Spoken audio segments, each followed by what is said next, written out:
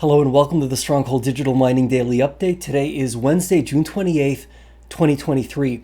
I was taking a look at my phone a moment ago and I saw that there's an air quality alert of sorts for not just my area of Pennsylvania, but actually for a fairly large portion of the state.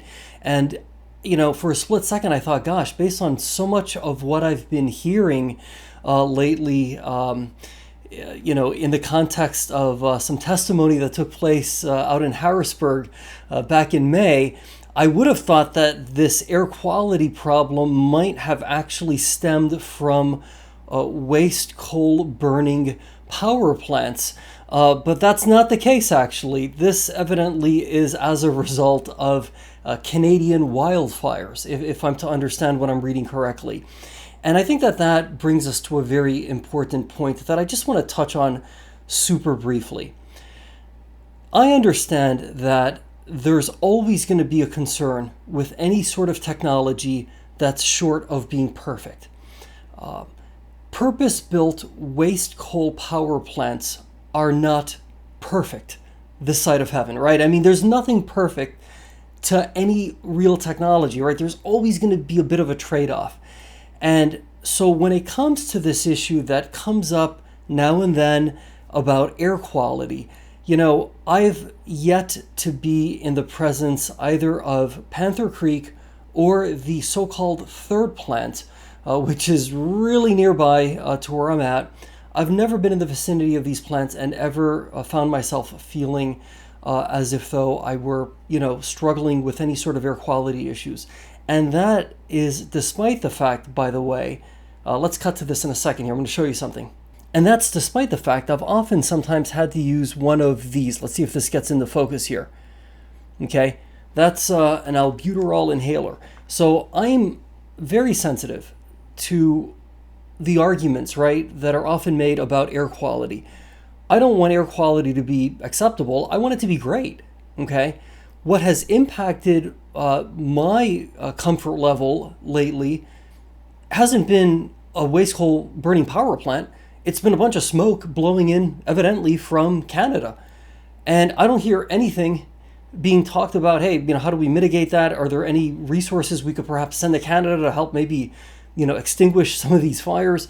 It just seems perhaps more convenient sometimes to kind of beat up on waste coal power plants, which again, I'm not saying that they're perfect, but there's always going to be a trade-off when it comes to, let's remove the overwhelming majority of irritants and pollutants, right, that are in the waste coal. Let's remove the majority of that stuff, right, versus allowing it to just smolder in place.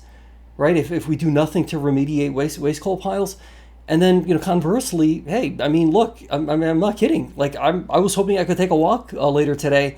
I don't know that I'm going to do that, just given what I'm seeing in the form of air quality. So, again, this is a very complex. It's a very I think it sometimes becomes a very emotional issue because many of my ideological counterparts in the environmental movement, right? Who, hey, we do want a cleaner, greener planet. I mean, who doesn't really? But the thing is, right, we can't allow, perfect to become the enemy of really, really, really good. And that's what I fear we sometimes, find ourselves in something of a proverbial circular firing squad where instead of, trying to reach, I think, reasonable consensus as to what makes the most sense, right? And to try to really, come up with some proactive, just balanced solutions. We tend to lean very heavily towards, these arguments that, again, I'm somebody who is very sensitive, not just, from a business perspective, but just from a health perspective. I'm sensitive to a lot of these issues. So all of that is by way of saying that whatever you might see or read about emanating from Pennsylvania as it relates to be it air quality, be it regulating Bitcoin mining operations, things like that, I'm cautiously optimistic that Pennsylvanians, regardless of their political persuasion, can come together as we have in the past, right? to reach bipartisan consensus as to, stuff that kind of like makes sense and that, takes into consideration the fact, again, I'll say it again, that there's really no perfect answers this side of heaven to a lot of these issues, right? And that all we can really do is the very best that we can under the circumstances. Okay, let's put up the first slide, the only slide today. All right, so PJM Penelec and PJM PPNL 24-hour averages right around 20 some odd dollars, $25.44 for PJM Penelec, $20.47 for PJM PPNL.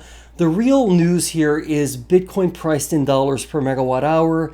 Absolutely phenomenal. 24-hour average, just over $100, $100.01. The Bitcoin spot price, 24-hour average, $30.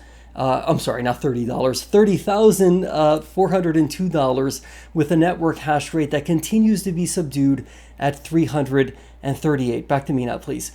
Okay.